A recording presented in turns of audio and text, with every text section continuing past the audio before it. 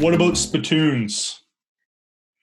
Well, I will take that real quick because we'll also be posting the new guidelines, I guess, from the Wine Institute. And the way they've handled spittoons is that you should still make them available, but in disposable cups. It's not really appropriate not to have spittoons for lots of reasons, as you guys know. But if somebody is the designated driver or not, and somebody just wants a spittoon, you should have disposable cups there available, and then you dispose of them properly at the end, washing your hands. Same thing as cleaning off the glasses. So I don't know if you guys have any additional to that on that one. Jen just mentioned yesterday we were talking about this topic, and either disposable cups or having a second glass that can be removed and poured out and put into the dishwasher. Right. Yeah. Yeah, and so just had a follow-up. What about individual spittoons that are dishwasher washable?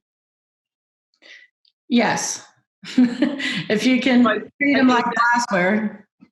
I think the key is that you're not sharing them between customers, right? So as long as whatever you're providing is provided for that customer and then removed and cleaned or discarded, then it's meeting that purpose, right?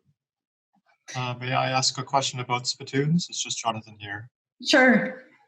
Just in regards to the spittoons and what Christopher asked, what if you're containing visitors to single households or bubbles to one table?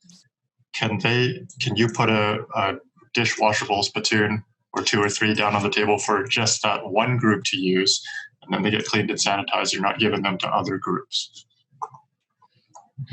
That's a good question. I think the risk is low if it's a family group. I guess my caution around that is that although people may come to a wine tasting together, when you're spitting in something, the risk is increased, right? We know that this virus is in your mouth, it's in your lungs.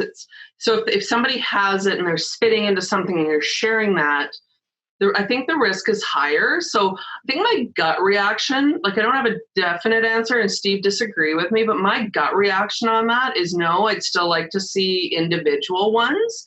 I don't know a lot of wineries that are going to be able to get a straight answer sometimes from people, whether or not they truly are in the same household or not, if they want to get into your winery.